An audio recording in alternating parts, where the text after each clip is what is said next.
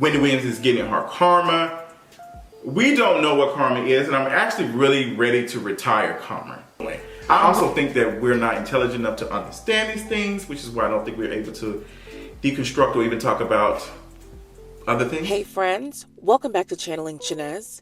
If you are new here, my name's Chinez, and this is the platform where we look at the energy and spirituality behind modern life experiences.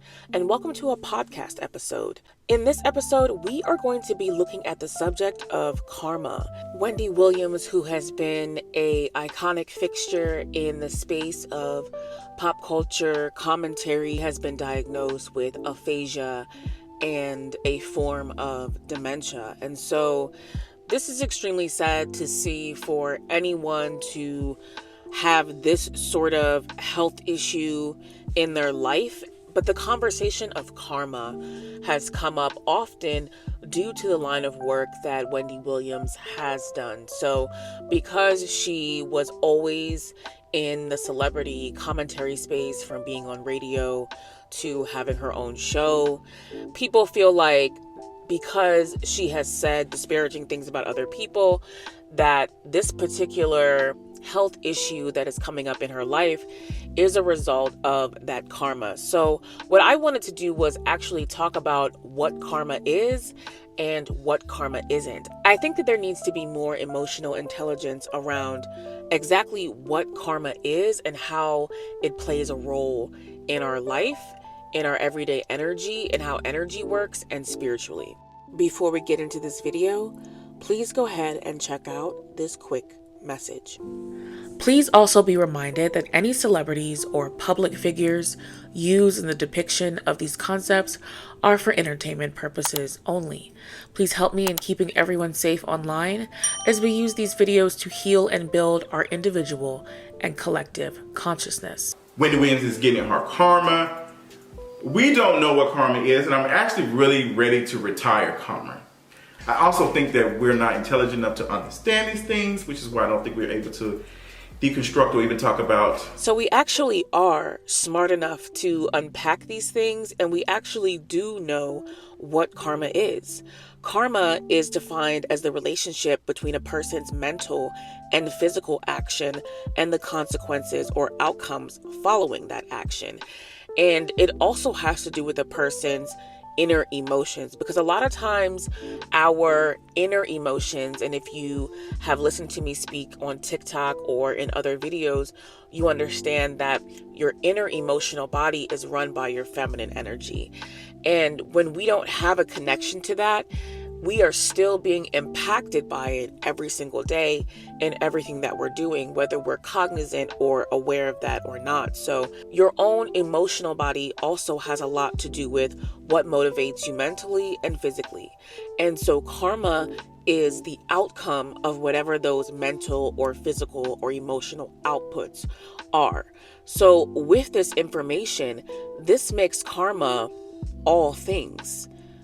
Karma is everything. Karma is instant. Karma is always happening. As long as we are thinking and doing, there is an outcome to that thought. Whether we see it today, a month from now, years down the line, in a different lifetime, or in the next generation that we birth. So the concept that it is wrong or bad or an unnecessary thing to point out karma is kind of irrelevant, because we're sort of always doing it. And even the act of us as people discussing outcomes and situations is karmic in nature. The public consciousness constantly is searching for an understanding of what and why.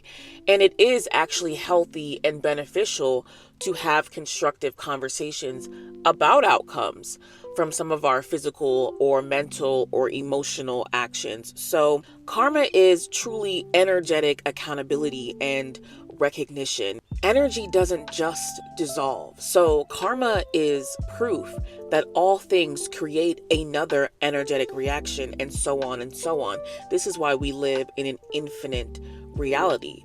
So this can be internal and external, and it's constantly happening all around us. karma is a spiritual concept as well.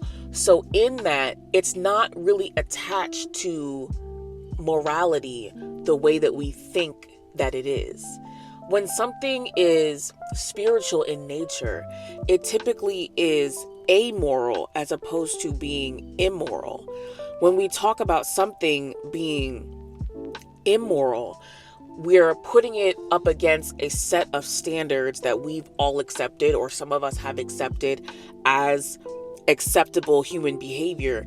And when we deem something as immoral, it's because it's going against that. Karma is spiritual in that it is amoral. So it is sort of separate from right or wrong. It doesn't have an attachment to right or wrong. It just is.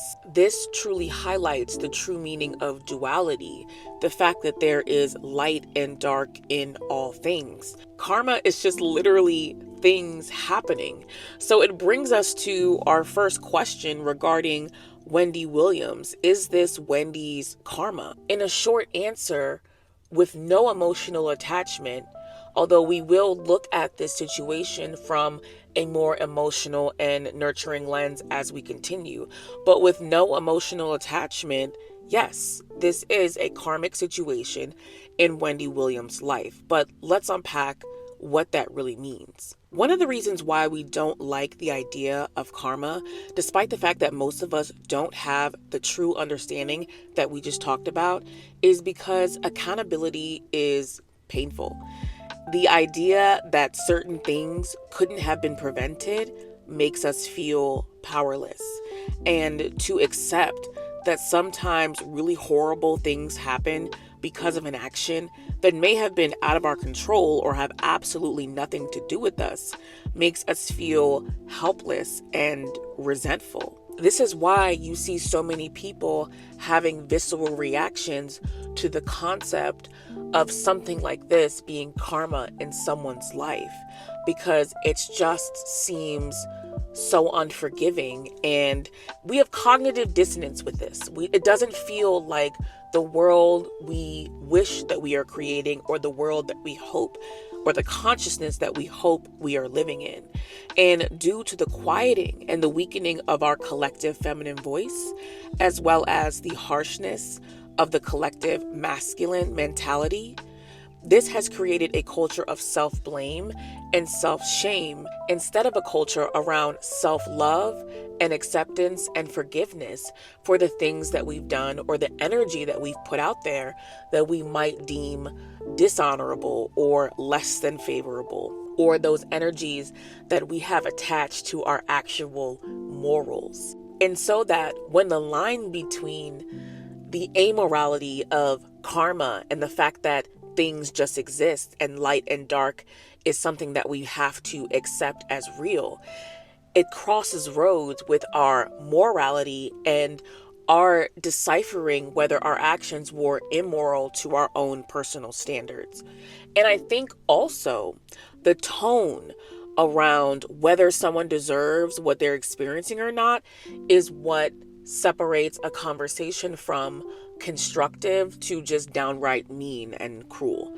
It's also important to note that in order to even approach this conversation fairly, we would have to know all the reasons that contributed to a karmic outcome, which we actually have no way of fully knowing. Knowing pieces of Wendy Williams' life or what someone has done or isn't doing isn't the determining factor of karma or whether or not someone is or isn't deserving of an outcome. So then the next question becomes, can we know that a certain outcome is in fact someone's direct karma for a specific action? And that answer is not quite. To know someone's full karma, you would have to not only know their mental, physical, and emotional motivations. You would also have to know their generational and family pathologies, the purpose of their soul's path.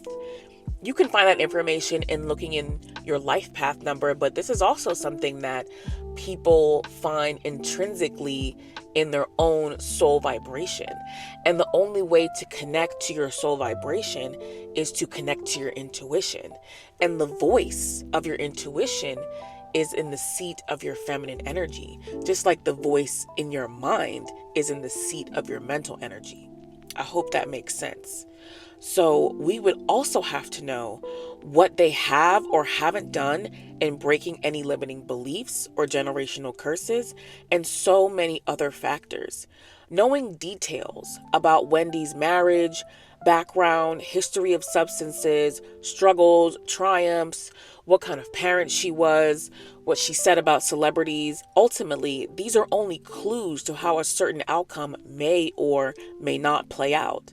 But even the same outcome can happen in another soul's life for a completely different reason. For Wendy, it could be because of a lifestyle or certain habits. For other people, it could be pathological or generational. For Wendy, it could be what some people would label as negative karma for negative actions. But the same outcome in another person's story could just be a life challenge that they've been slated to face because that's what's meant for their soul's journey in order to challenge their growth. Only individual souls can decipher this. This is the actual meaning of your life: to unpack and understand, expand, and grow. I wish nothing but the best for Wendy Williams. I wish her nothing but peace and prosperity. I hope that if anyone out there is dealing with a family member or may have some of these ailments in their family line, that they get the help that they deserve. Thank you so much for listening to this podcast episode. If you haven't already done so, please consider subscribing to this channel, liking this video, or leaving a comment, as it helps me so much in the algorithm. And I will see you in the next video.